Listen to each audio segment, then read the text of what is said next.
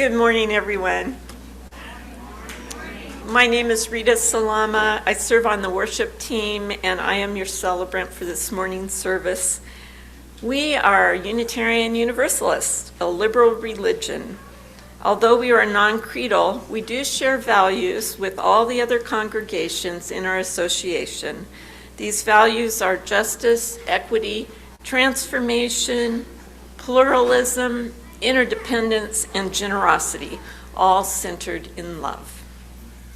We welcome you, old friends and new, young and old.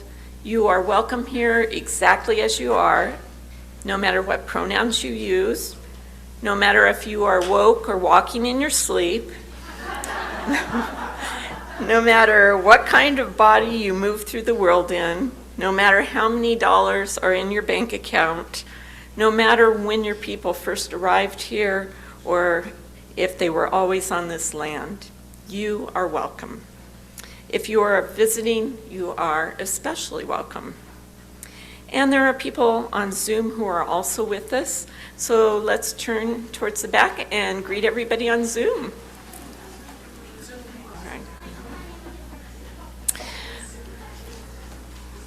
It's so good to be together this morning in all the ways that we gather. We are so glad you are here. Thank you. Collaboration is the key to making our Sunday worship services happen. Thank you to our greeters and musicians, and for the tech support, announcement loop, and service graphics, for our Zoom host and coffee host, the care team, and our religious educators. We appreciate you. There are a few announcements that I would like to draw your attention to. Today, after the service, there is an informal gathering with our board members. This is your opportunity to ask questions and get information. If you are on Zoom, you can also participate by leaving your window open until the meeting begins or using the worship service link. Yes. May I add something to that, please? Yes. This is Larry, our treasurer. Despite my efforts, I don't think an announcement got out into the pre-service, the weekly sorts of written announcements about this meeting. Rita mentions it's the opportunity to ask questions and so forth of the trustees. That's true, but it's specifically also to give you the opportunity to provide input about the next fiscal year's budget, which is our plan for how we implement the values of this fellowship in terms of dollars and money. So if you have particular interest in that, please be there.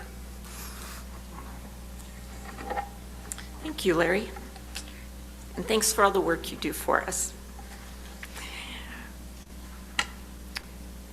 Okay, so the next announcement is about our service on November 2nd.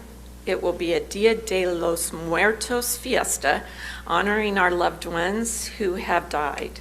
If there are those you would like to have honored during the service, please put their name on an index card in the container at the back of the sanctuary.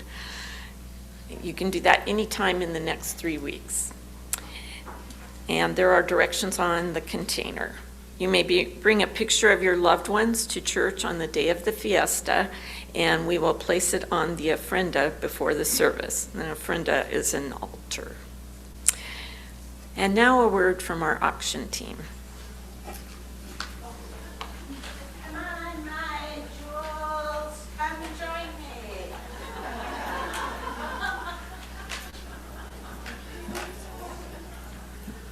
Well, good morning. Ruby, the auction diva, couldn't make it here today. So here I am in my sparkly finest. I'm Amethyst. I'm Ruby's cousin. And I have some real gems with me to help me out. Ruby number 1. Donate. We need your donations to make the auction a success. New gift quality items with a value of $20 or more You can regift things. We promise we won't be upset. Services, dinners, experience, or works of art. All of those are welcome, or even if you have some handcrafted items. If you're a creative person and you've got some little handcrafted items that you'd like to donate, or homemade jams, or bread, or anything like that for our $10 or less table. See an auction team member for ideas. Here they are. Browse the online catalog now to see the items that you can bid on. More items are added daily. Ruby number 1. Be a gem, donate. Ruby number 2. Volunteer. Many hands make light work. We need help setting up and cleaning up and checking people in and out. Or if you'd like to donate your cooking skills, you can make an appetizer. Ruby number 2. Be a gem, volunteer. Ruby number 3. Party. Oh, ho, ho, ho, ho. Plan on coming to the auction opening night with delicious food and beverages. Hopefully some of those food items donated by you. The silent auction, the live auction, and the raffle. Some things will only be available on that night, even though the silent auction will continue until November 16th. Ruby number 3. So let's all be gems and come to the party. Ruby number 4. RSVP. Let the auction team know if you are attending. The entrance fee will be $10 per person and includes food and 1 drink. We will have wine and beer and soft drinks available. Additional beverages will be available for purchase in case you'd like to add a little bit more. Scholarships are available, so anyone and everyone can attend. Bring a friend or 2. Ruby number 4. RSVP. See an auction team member after the service to donate, volunteer, or RSVP. And all together now, my beauties. See you at the auction. Don't they just sparkle?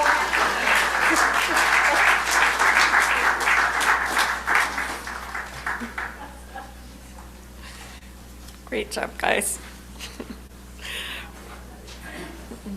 Details about these and other announcements are in the emailed newsletter that is sent out on Thursday. This week, it includes a plethora of social justice opportunities. One of them is about the Pascuosa Plaza dedication ceremony that is happening tomorrow at 5 p.m. in Memorial Park. This plaza has been a decade in the making, and tomorrow, on October 13th, Indigenous Peoples' Day, its completion will be celebrated. At its center, the plaza features a sculpture of John Harmelt, the last chief of the Wenatchee people. He's on horseback representing the past.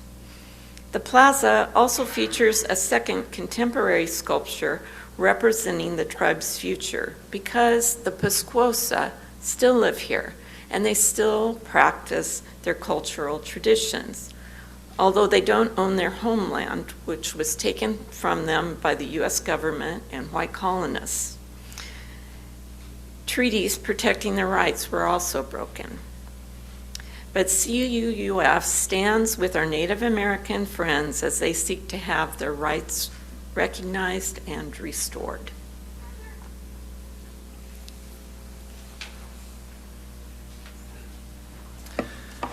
Now we're going to sing. We're going to sing together. I wanted to make a note about the word God that appears in the last verse.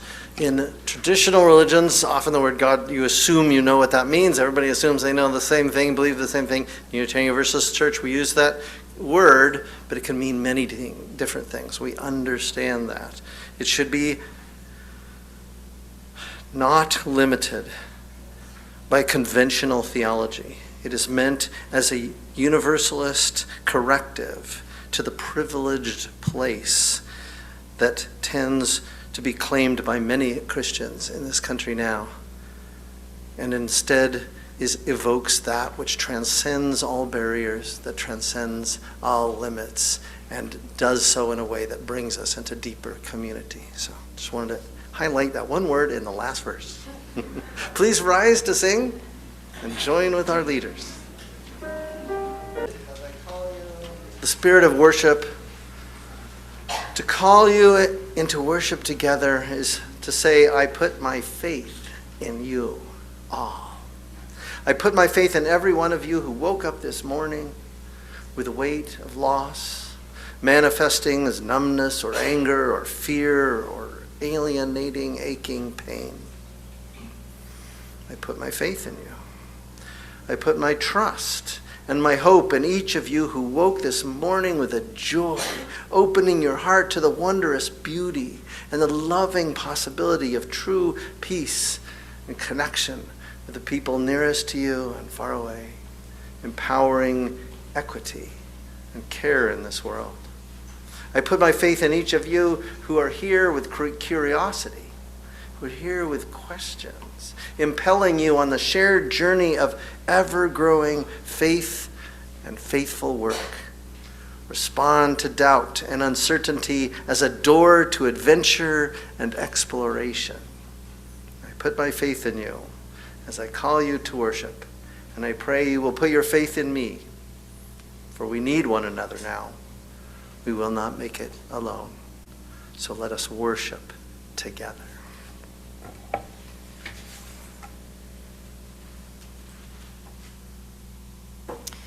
Each week, we light a chalice, as many other UU congregations do.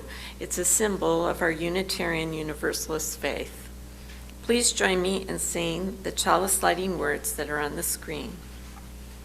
In the light of truth, we wake to the warmth of love, to seeking and sharing.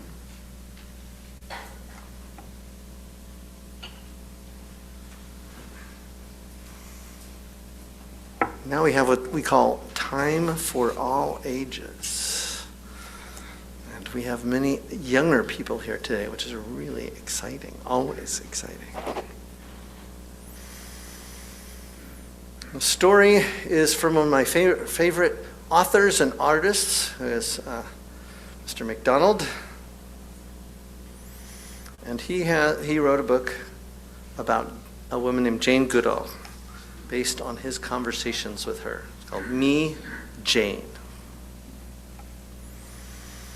So now you're going to go to classes. All children can go to classes, unless you really just want to sit in the front row or over here. We're going to go ahead and make the arch, which we normally do when we have more than a few kids. And we're going to sing a song. Go with each other to find meaning, to the spirit of love that we share. Now go with each other to find meaning in the spirit of love that we share.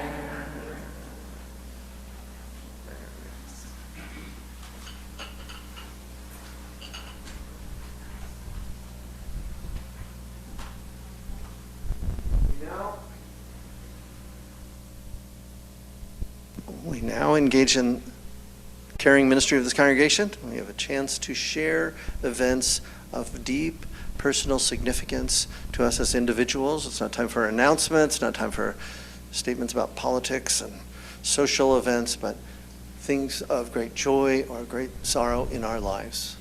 When you if you wish to share verbally, then you can come forward, get the microphone from me, say your name first, and then move a stone from the dry stones to the wet stones. You have water in here. So, my name is Thomas Perchlik, Thomas, and the great joy for me is that my 3 grandchildren, my daughter, my son-in-law came to visit, and they brought with them one of my nephews, a nephew that I don't see very often because he usually lives over in New York State. And so for that great joy to have them with me and have. Question for today is, are we woke? In classic UU style, your answer to this question depends. It depends on how you define the word woke. Now, I've been resisting racism most of my life, so when I hear people being negative and complaining about the term woke these days, it reminds me of the little girl who, when told by her parents to get up for school, cried out, "I don't want to get up." And the parents asked her, "Why not?" And she said, "I was having such a lovely dream." The word woke began before the 20th century as a colloquial term to mean awake, as in not asleep. Then in the 30s, in 1938, the singer Leadbelly was the first person we have recorded using it to mean stay alert and be careful. It had been used before that to be sort of stay alert and be careful about your spouse who might be cheating on you. That's what it meant. Are you aware? Are you awake? Are you alert? There's a danger out there. But Leadbelly was talking about a much greater danger and threat, and that you needed, he said at the end of the song, you need to stay awake. He was talking about the Alabama boys, 9 boys in Alabama who had been falsely accused of rape and were being convicted without much of trial. Scottsboro boys. My journey to becoming awoke about the dangers of racism in this country began in April of 1968.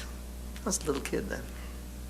My elementary school paused all classes first thing on a Monday morning in order to honor a man who had been killed a few nights before. I'd never heard of this guy, Martin.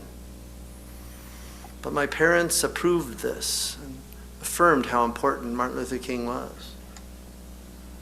Later, it was my dad who also said, you should pay attention to Cesar Chavez. He's doing the same sort of work that Martin King was doing. Almost 2 decades after that, in 1986, when I began seminary to become a minister of Unitarian Universalist churches, in the congregation, in the seminary that I went to, which was actually Methodist owned, one of my first classes used Henry Hampton's documentary of the civil rights movement in the 50s and 60s. It's called Eyes on the Prize. How many people have seen Eyes on the Prize? It's a great documentary of that time, that period. Really woke me up to what it was all about, because I'd been a kid then and didn't remember any of it, didn't know any of it. One of the things that really struck me about that time, that study, was how many Unitarian Universalists had been involved, Unitarians at that time, had been involved and honored by King during the civil rights movement, how significant we had been, both in the earlier anti-slavery movement and then at that moment. I went on, after becoming ordained, to help people and all their allies in the communities of Lubbock, Texas, and then in Muncie, Indiana, to rise up against the habits and the patterns and the forces of racism in those cities. And then in 2014, I was serving the 350-member First Unitarian Church in Unitarian Church in St. Louis. And one Saturday in August of 2014, a suburb of Ferguson, a high school senior was walking with a friend coming back from a convenience store along a quiet street, and he was confronted by a single police officer in a police car, and the teenager did not like being harassed. He was not in a mood for it and began to get into an argument and then a struggle with the police officer. He was shot 6 times and died that night. That was a Saturday night. On Monday, I was on the streets of Ferguson with hundreds of other interfaith people speaking up and standing out. A few weeks later, in one of the many protests and marches that followed, marches went on. It's interesting that people often talk about rioting and violence. The very first night, that Saturday night, the Sunday night, there was some violence. But the next, there was a burning of a little convenience store. But for the next 375 days, there was one other place where there was some damage done to some shops. But out of 375 days, almost no violence, just a continued non-violent presence.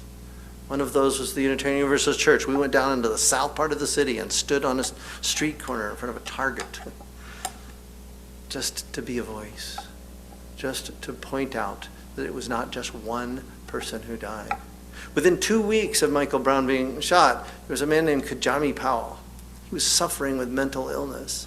He was struggling in his life. His life was not going well. And he did what everyone understood that around me. I had never heard of this before, but he committed suicide by police. He simply was holding, he went in, he stole a few donuts from a convenience store. He walked out holding a knife. And then when the police came up, 2 officers jumped out of their car behind their doors and told him to get down. And when he walked towards them, they killed him. The death of violence, we understood, was not random events. This is going on all the time, over and over.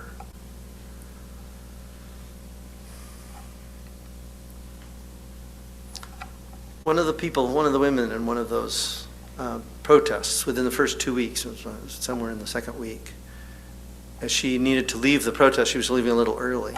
She turned to us, those of us UUs who were there, and especially to me, and she said, "Stay woke."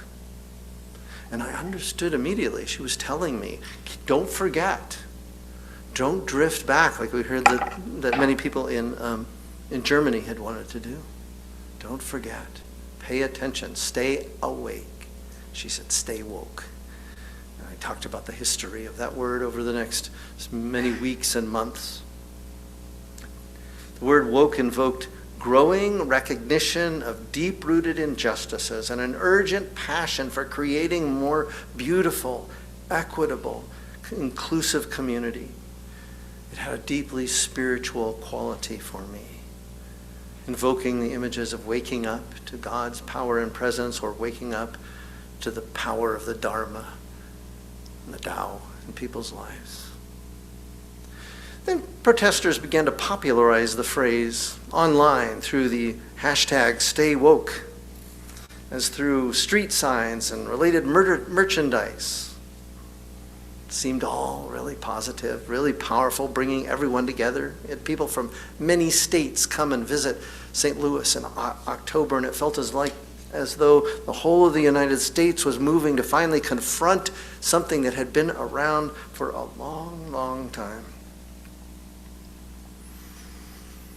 One of the most striking things about racism in this country is that there have been 246 years of legal slavery, followed by 100 years of Jim Crow, total of 346 years of legalized racial oppression. And though it's no longer legal anymore, it's still, the residue is still there. The power of those habits are still there.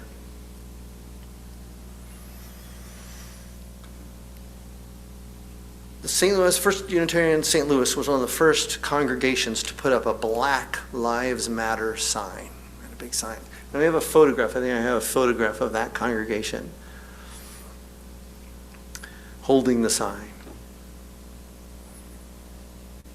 After it had been up for about a week, a woman called and said she really needed to talk to me.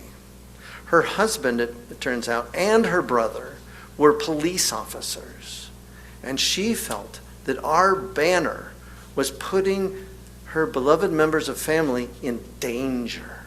She thought that the sign that said Black Lives Matter literally said police lives don't matter. And I thought how terrible, how painful that was, that people who were struggling to protect others, people who are struggling to raise awareness about the dangers in the world towards certain people, suddenly should be accused of threatening other people. And it was true. There were people who were trying to blame the police for all the evil. James Baldwin, great writer, black man, gay man, identified both as black and gay. In the 20th century, he wrote, "I'm not interested in anybody's guilt. Guilt is a luxury that we can no longer afford. I know you didn't do it, and I didn't do it either. But I'm responsible for it because I am a man and a citizen of this country, and you are responsible for it too, for the very same reason. Citizens of this country. Anyone who is trying to be conscious must begin to dismiss the vocabulary which we've used so long to cover it up, to lie about the source and the way things are." I was proud to march. I was proud to be identified with those who were trying to make the world a more compassionate, just place, and I still believe that I am part of the community, the heart of the community that is trying to do that. We use drawing on our Universalist roots, declare that every person is inherently worthy and has the right to flourish with dignity, inclusion, just inclusion, and with compassion. Recently, I read an opinion in the Wenatchee World about a problem with equity. Equity being one of the words, it's part of JetPig, by the way.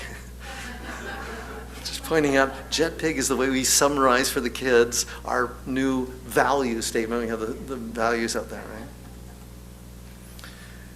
But he saw equity as something very different. He said it was antithetical to equality. He thought America was about treating everyone exactly the same, and that equity was a source of injustice. It was breaking equality and undermining our power in this world.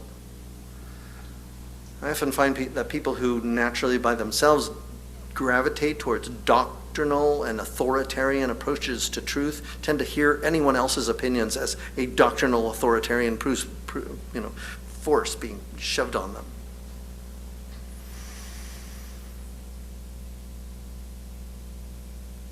So we have this resistance, and the resistance grew, not just towards Blue Lives Matter, but other senses that people were being oppressed. Of course, part of the problem was there were some people who were picking up staying woke, just claiming that they were woke. They had no way of proving that they were woke. They just kind of felt like they were in the movement of anti-racism. There was a sort of glibness about being a protester. There was a glibness about being against racism. And others were picking up on that it was too easy. You weren't making any personal sacrifices other than taking a walk on an afternoon with 100 other people. But that didn't seem like the real sacrifices that were needed to undo the evil of this country and to make it more just and compassionate. And then so there's this kind of resistance to that glibness about what justice means. Glibness about what it means to wake up and just, call out and demand some things and it'll all be better. And then the other resistance, which is very clear now and has been crystallized in the current president of the United States, is this idea that the way you fix racism is by creating a bunch of new rules and laws to force people to wake up and do the right thing. And the people who didn't want to do those things felt like they were being forced to. They were being judged. They were being told to feel guilty, to feel bad about yourself, to feel like you were a criminal, part of a criminal organization, and now you have to do these certain things. And they understood that that was not going to bring about justice. That was just going to create a bunch of new rules. Or that's how they depict it. They depict DEI not as a way of including everyone and making sure that we're all at the same table. Diversity, to affirm and celebrate the diversity of human beings. Equity, to make sure that there's a fairness and a truly equal access to the benefits and the powers and the beauties of this life, of this nation, of this community. And inclusion, to truly, intentionally include people who have been excluded. Identity matters. How we identify, what we identify with. There are a lot of people who identified with the United States of America in a certain way, identified with St. Louis in a certain way, that are feeling shoved out, that are feeling disoriented, that are feeling confused. I read an article by a woman named Lauren Jackson, October 5th in the New York Times. She says, I was raised by the Church of Jesus Christ of Latter-day Saints, and while I left that and no longer practice, I felt a pang of solidarity when I saw the iconography of my childhood set ablaze. As that community came under attack, I felt like I was once again a part of it. Even just for a moment, it was a feeling that surprised me, but I found out that I'm not alone. It turns out that whenever people feel their deepest identity, their religious identity is threatened, many often identify more with the religious group that they've left. Some even become more faithful, more devout, more connected to their community. So we hear an attack on the traditional sources of community, and the ones who come back are more avid, more intensified in their commitments. People who feel threatened and disoriented and confused start to become threatening and disorienting and confusing. Leadbelly said, talking about the dangerous places of the world, he says, best stay woke. Keep your eyes open.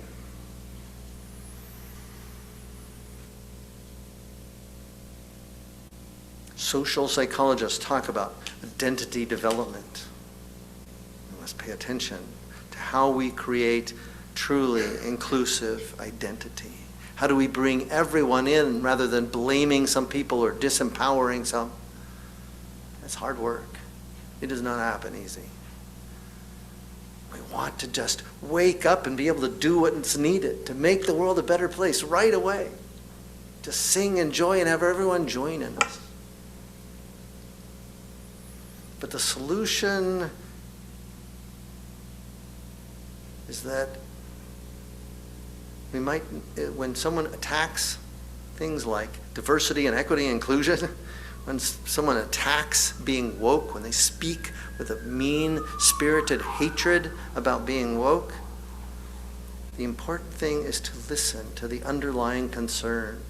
The polarization in this country is only going to be defeated by transcending the binary qualities of the arguments. To move forward faithfully, we must find the wisdom that guides real justice, not just the rules, not just the simple actions, but to find wisdom in how we treat one another and listen with one another and speak with one another. We have to ground our action in something deeper than outrage and ideology. There's a guy named, theologian named Pete Enns, who said, most people are conditioned to seek security by making the external world as stable as possible, though the degree to which human beings can even entertain this idea varies dramatically. An individualistic interpretation emerges as the concept of Christian community in its fullest sense as beloved community, the community of justice, the community of compassion and equity. I was saying the word equity, one of my favorite images of equity is of a wall. And there's a little kid who's about, 4 feet tall, and there's a big man who's 6 feet tall, and he can look over the top of the wall. There's another woman who just can't quite get up high enough. She's kind of on her toes. And then the man goes and gets some steps. He puts a step ladder of different sizes so that the little boy can climb up and look over the fence, and the woman can stand on a short step ladder and look over the fence, and then the man himself can look over the fence. And they've been Equity is that attempt to correct for the inequalities, for the things that forces us to not be equal, to find some simple way. And often it's just about community. It's listening to one another, engaging in one another, creating real community together.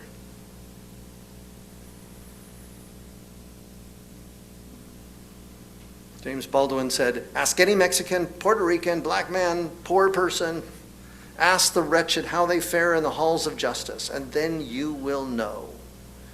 You will know not whether or not the country is just, but whether or not it has any real love for justice, any deep conception of it. It is certain in any case that ignorance, allied with power, is the most ferocious enemy that justice can have." And Robert Jones said, "We can disagree and still love each other unless your disagreement is rooted in my oppression and denial of my humanity and a misunderstanding of what it means for me to exist."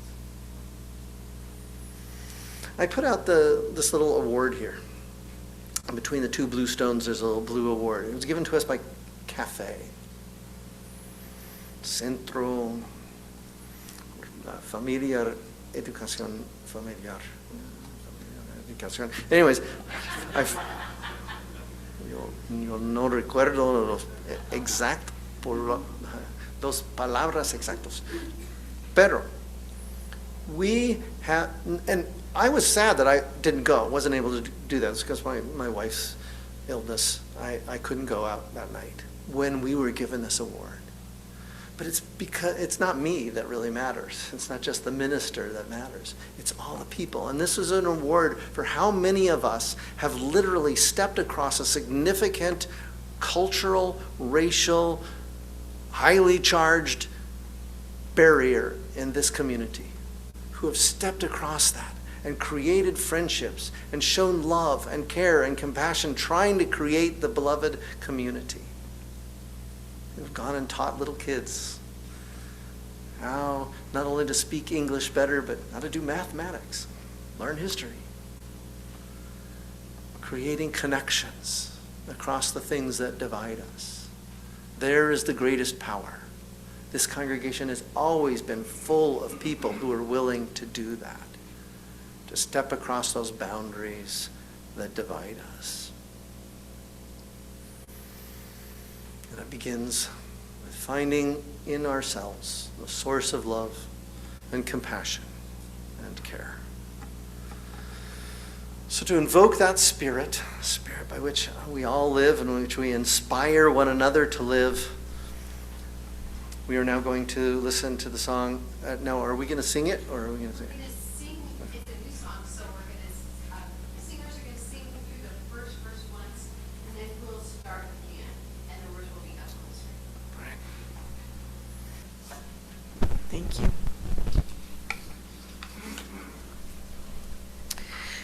Today is a Share the Plate Sunday. All cash and designated checks will go towards Packing Friendship, one of our food security programs. Lori Riegert, who is the chair of that team, will come forward to tell us about it. I know many of you will want to write a check or give cash, so while you're listening, it's a good time to get out your checkbooks or your wallets. And there's also a QR code inside the order of service so that you can give to PayPal. And I think there's a place in PayPal where you can designate what it's for. So you'll want to do that as well. Okay, and now Lori.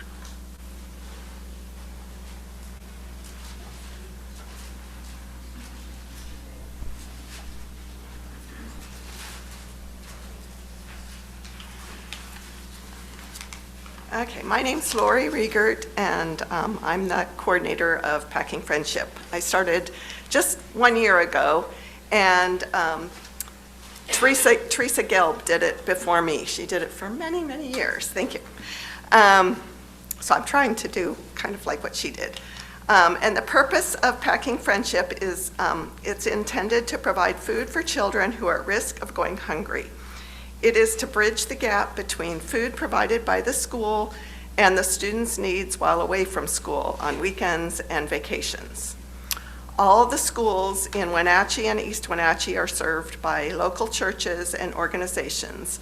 So our school is the Rock Island Elementary School, and because it's a very high-need school, we also share that with Faith Presbyterian Church. So we do 10 children, and they do 10 children.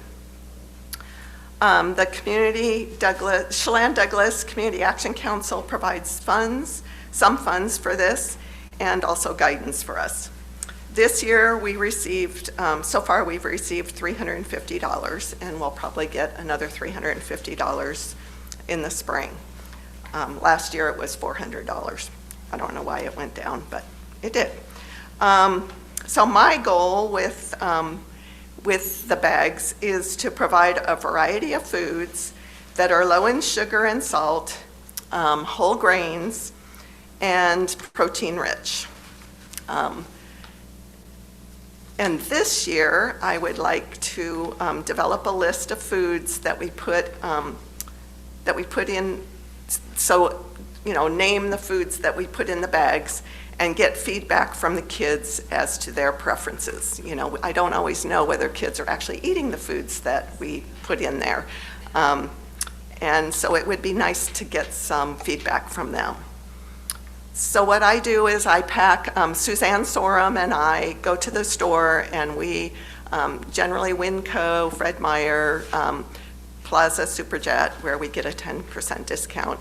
And we go shopping, and then we pack the bags. And then Penny Tabisca, Emily Soroki, Dawn McKenzie, and Kathy Johnson are the drivers, and they drive the food over to the school. So I want to thank you and hope that you will donate. As you know, healthy foods cost more, and I try and put in the healthiest foods that I can, with the constraints that we have, because things have to be shelf stable, and they have to, although I do put in some fresh fruit now and then, they do need to be shelf stable and also quick and easy for the kids to cook, so that it can go in the microwave. So buying that kind of food isn't always easy to find in a healthy form. But healthy foods are more expensive, and I'd like the kids to get in the habit of eating healthy foods, so that's what I try and do. Thank you. Yeah. Laura, do you want to mention that this year, for the first time, the fellowship has made that a point of emphasis and made a budget line item of $1,500?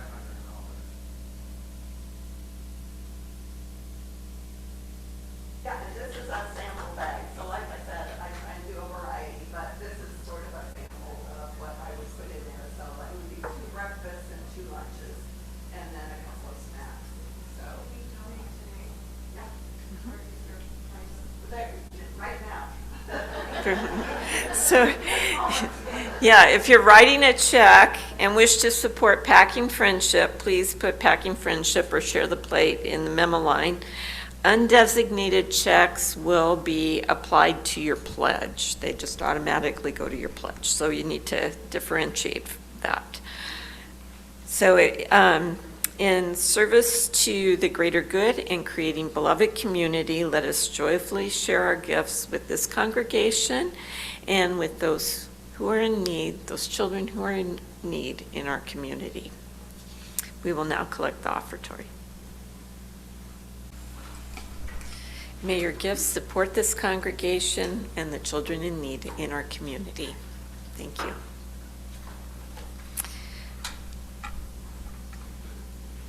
Now please rise in body or spirit as we sing De Chloris.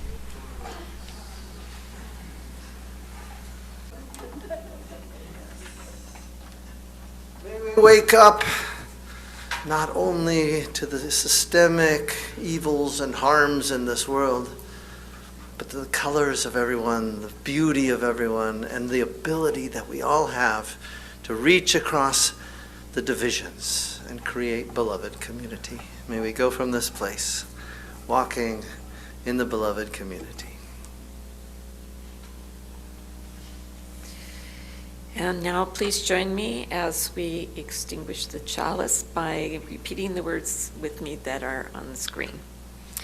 We extinguish this flame, but not the light of truth, the warmth of community, or the fire of commitment. These we carry in our hearts and embody in our lives until we are together again. And now we'll form our closing circle and sing our closing song. Don't forget to stay for the conversation with the board after some socializing.